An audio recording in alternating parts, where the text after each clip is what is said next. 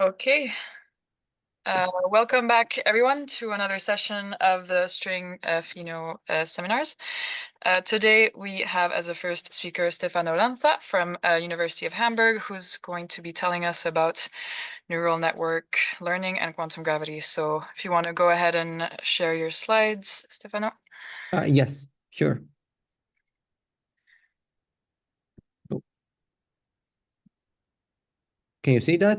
Is everything fine? Yeah, that's perfect. We can see your cursor and everything. So yeah, without further ado, please go ahead. Yeah. So first, let me thank the organizers for giving me the opportunity to present my work here. And here I will be talking about a work that I just put out last month on the archive. And in this work, I discussed some, general aspects of neural network learning in quantum gravity effective field theories. And here I will start with a premise, namely why we may really need machine learning in order to examine quantum gravity effective field theories.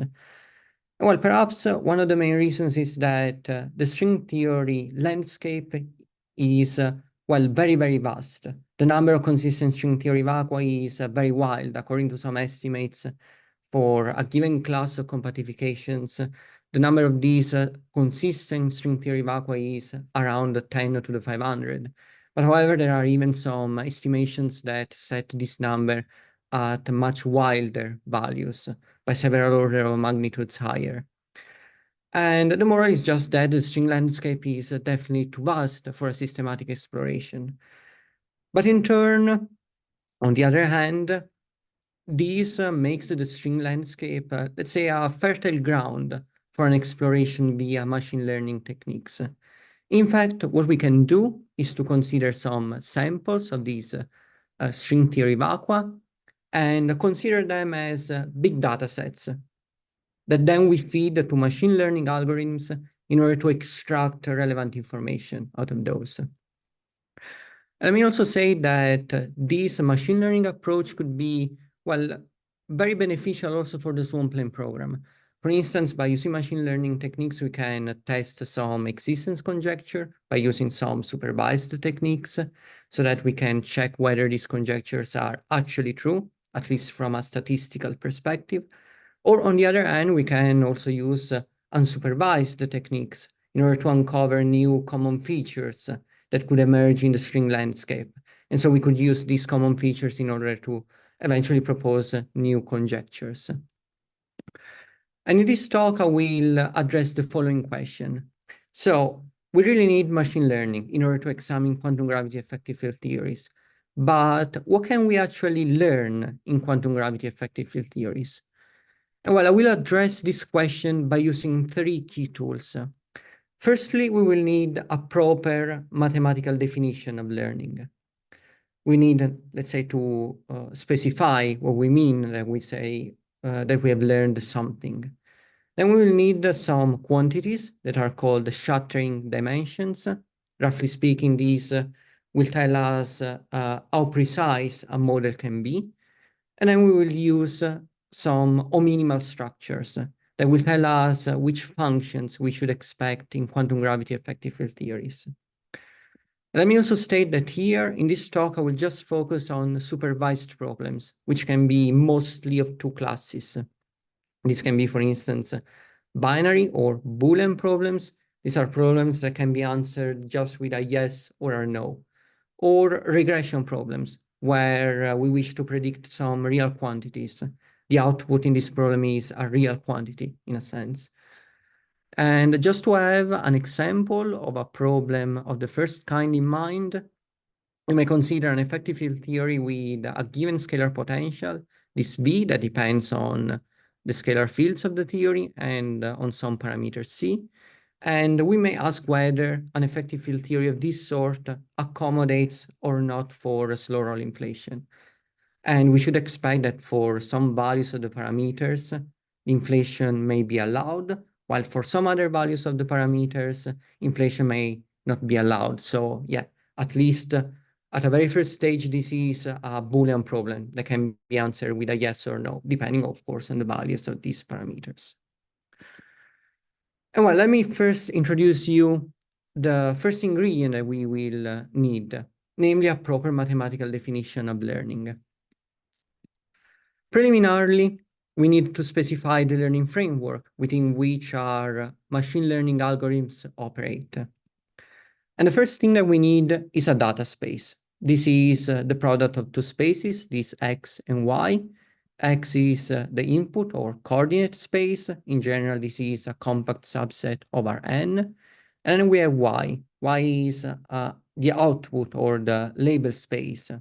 If we are facing binary problems, this output space is just composed by 2 points, 0 and 1, which stand for no and yes. Or if we are facing a problem with a real output, like for instance, a regression problem, the output space can be thought just as being the compact unit interval from 0 to 1.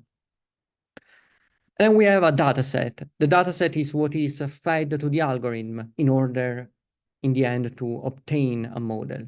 And the data set is a discrete subset of this data space.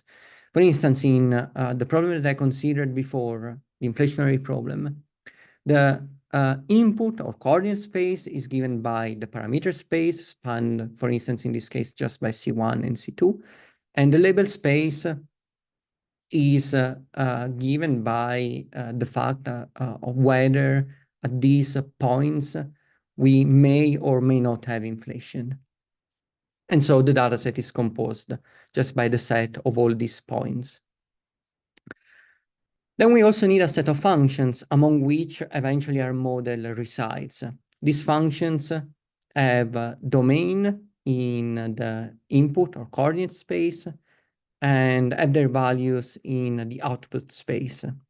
For instance, again, in the simple inflationary example, eventually the function that we look for is a function that specifies the boundary that separates the region where we may or may not have inflation. And ideally, we would like to obtain, via machine learning, a model that is that has the smallest possible error, at least with respect to the optimal one that we can reach with the set of functions that we started with.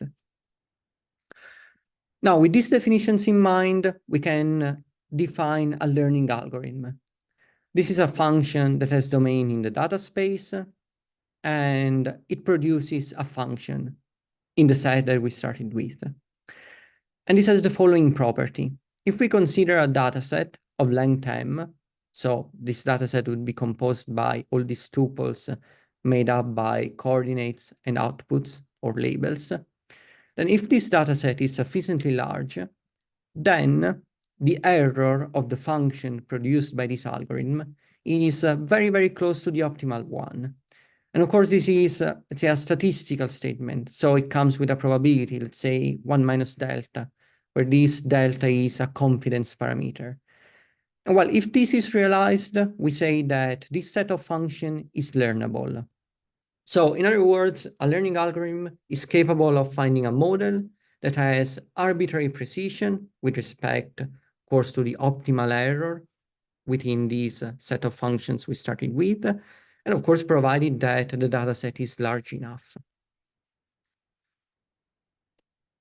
So let me now pass to the second ingredient that we need, namely some shuttering dimensions, which, roughly speaking, will tell us how precise a model can be. And the first shuttering dimension we need is called the Vapnik-Chermonenkis dimension. That holds in the case where we are working with Boolean or binary problems. The output space is just composed by 2 points. Now here I will first give the abstract definition of this Vapnik-Chermonenkis dimension, but in a moment I will immediately give you an example in order to make this definition less abstract. So let us consider a family of sets C and another set S. We say that the set S is shuttered by this family of sets C if all the subsets S are contained in this family C. Namely, if we consider all the subsets that are obtained via intersecting the family C with S, we obtain all the subsets of S. And the Vapnik-Chermonenkis dimension of this family of sets is the cardinality of the largest set that this family can shatter. Of course, if this family C can shatter arbitrary sets with arbitrary dimensions, we say that the Vapnik-Chermonenkis dimension is infinite. So again, to make this definition much more concrete, we can consider the set S as being, for instance, a set of 3 points, these ones. And we can associate to these 3 points 2 labels. Here I denoted these labels as blue dots or orange squares. And in particular, these sets are in one-to-one correspondence with the subsets of S. For instance, you can imagine the subsets of S just as being these blue dots, excluding then these orange squares. And well, what we want to do is to shatter or separate these set of points according to their labels. And we want to do this by using just a single line. So the family of sets C are the sets produced by separating these sets via this single line. And well, what happens is that 3 sets of points can always be separated correctly by using just a single line. And so we say that the Vapnik-Chermonenkis dimension of this set is 3. And moreover, it cannot be more. In fact, if we consider sets of 4 points with arbitrary labels, eventually we cannot separate them just with a single line. Eventually, we may need 2 lines. So the Vapnik-Chermonenkis dimension of this set is, well, just 3. Now, let me stress again that this Vapnik-Chermonenkis dimension may be defined only in the cases where the output is binary, composed just by 2 points. If we are working with like regression problems where the output is generically real, we may define a different shuttering dimension. And the shuttering dimension we need is called fat shuttering dimension. And here I will, well, very, very briefly sketch the definition of this shuttering dimension. So preliminarily, we need to define the gamma shuttering. And this is defined in this way. We take our points in the dataset, these xi's, and we assign them some fictitious label, these bi's, that can be just 0 and 1. Then we consider some parameter, gamma, greater than 0, some family of functions within which our model should reside, and also some real numbers. These are I. And here I plotted the data points schematically along the x-axis. And here on the y-axis, I put these Ri numbers that I just introduced. Then, if it happens that we can find a function that can pass above and below all these points with a discrepancy at least gamma, we say that our dataset is gamma shattered by the family of functions f. And then the fat shattering dimension is the largest cardinality of a set that f can gamma shatter. We will need these definitions of shattering dimensions in the following. So as of now, I introduced you to ingredients that basically come directly from statistical learning theory. But now we introduce you a third ingredient that actually comes from physics, namely ominimality. Ominimality will tell us which functions we should expect in quantum gravity effective field theories. So let us consider a generic effective field theory that comes out of string theory or a theory of theory.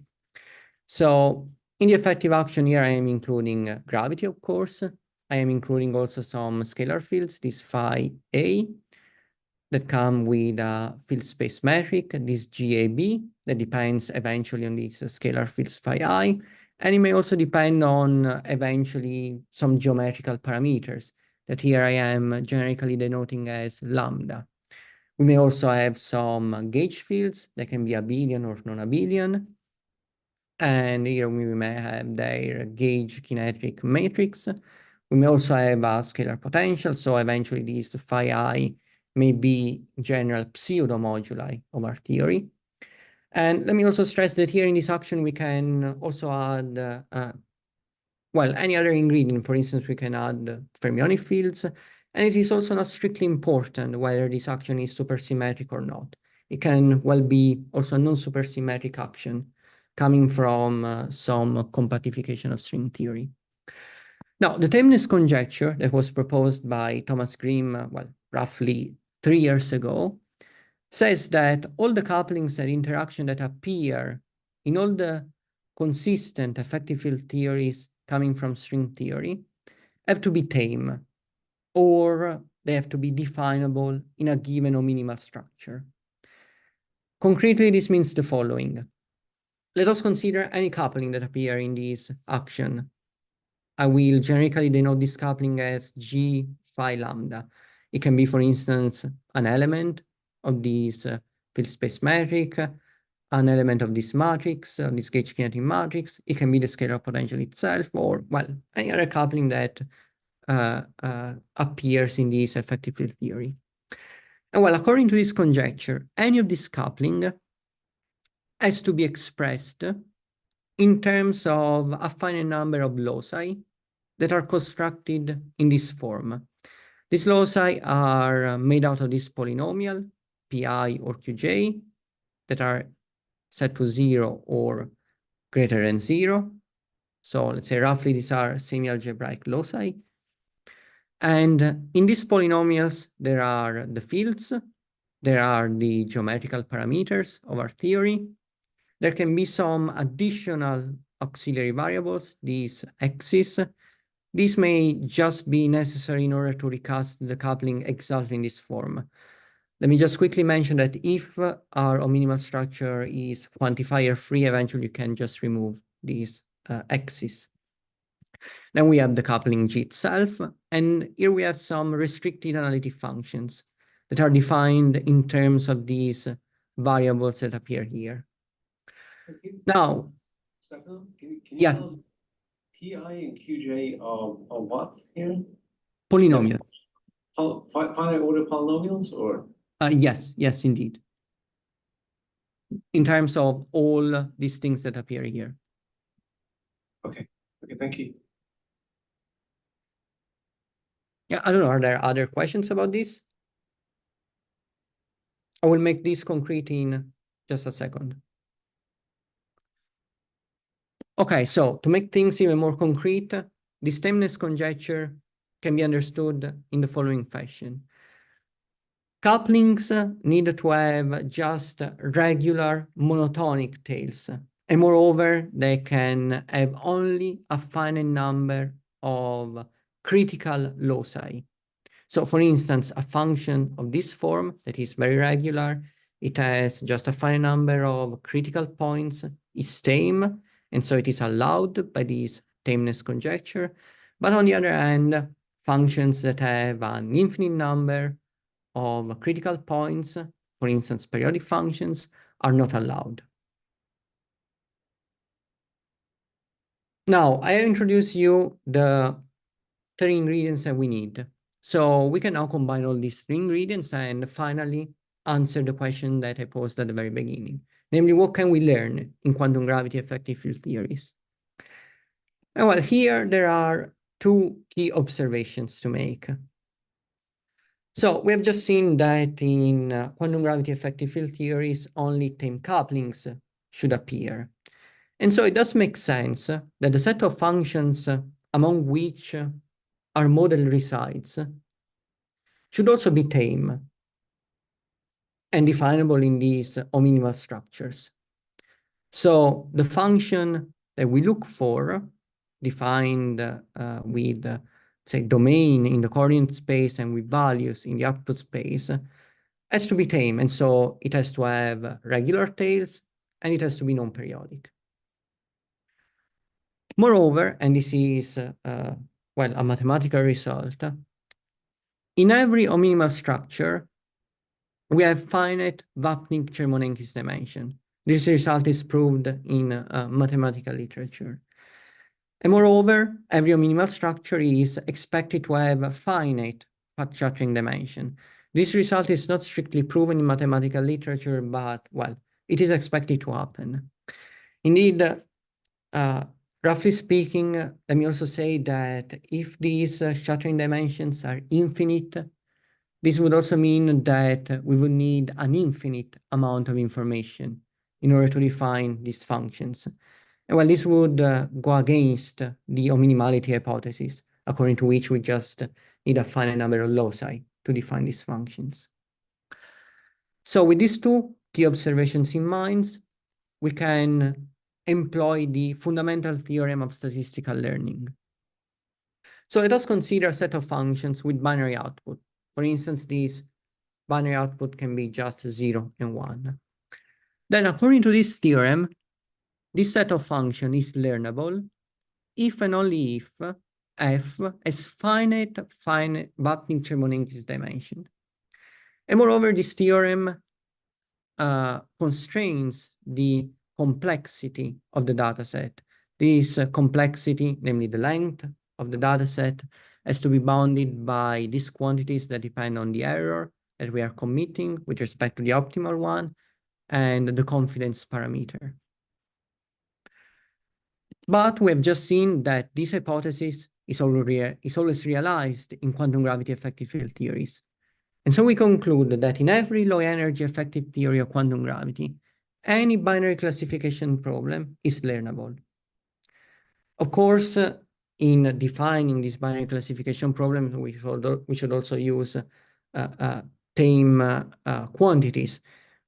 We should not, let's say, define artificially some weird and non-tame quantities out of those. But this is not the end of the story, because there is also generalization to the case where the output is real.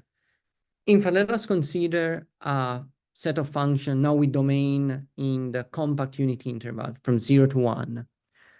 And let us assume that this set of functions has finite fast shuttering dimension.